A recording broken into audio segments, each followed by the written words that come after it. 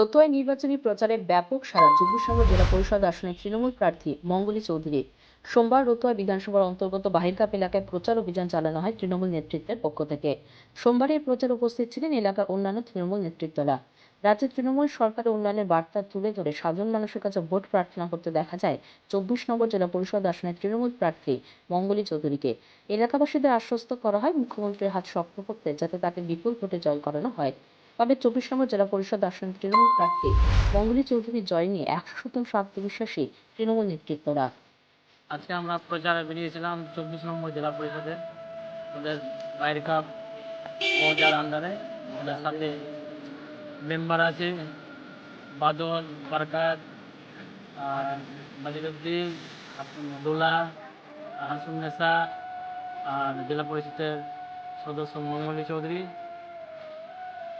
প্রচারে বেরিয়েছি এবং তৃণমূলের যা উন্নয়ন, সেই উন্নয়নকে সামনে রেখে আমরা প্রচার করলাম এবং সবাই আমাদের সাথে আছে এবং সবাই সাড়া দিচ্ছে। আমরা সবাই তৃণমূলে ভোট দেবে। কোন কোন এলাকা গেলেন? বাহিরকাপ, হরিণখোল, গোলবান্ধা, এসব এলাকায় মানুষ কেমন সাড়া দিচ্ছে? মানুষ সম্পূর্ণ হারে টিএমসির সাথে আছে। সবাই তৃণমূলে ভোট দিবে এবং আমাদের তিনটাই প্রার্থীকে জয়যুক্ত করবে, এই আশা ওনারাই দিচ্ছে। কত পার্সেন্ট শিওর রয়েছে জিতার? তার জন্য আমরা ১০০% ছিল।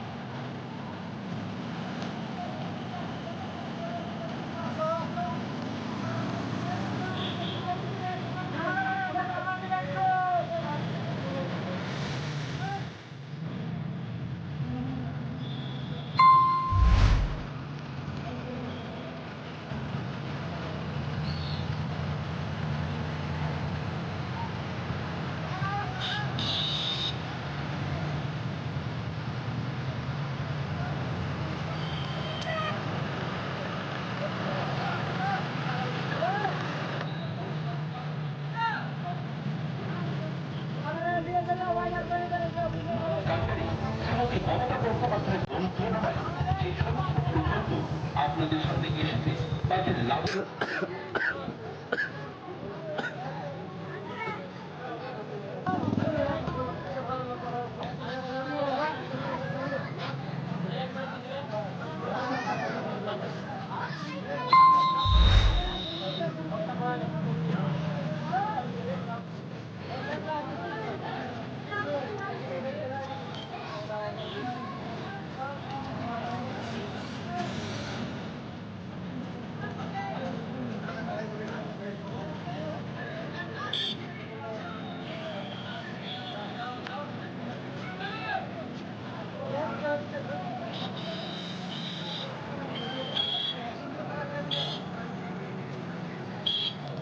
স্বাস্থ্যসাথী সদস্যদের প্রকল্প এবং ১৫ শিক্ষিত সমাজ ভর্তি আসন্ন ৩০তম পঞ্চায়েত নির্বাচনে সর্বভারতীয় তৃণমূল কংগ্রেস মনোনীত প্রার্থী আপনাদের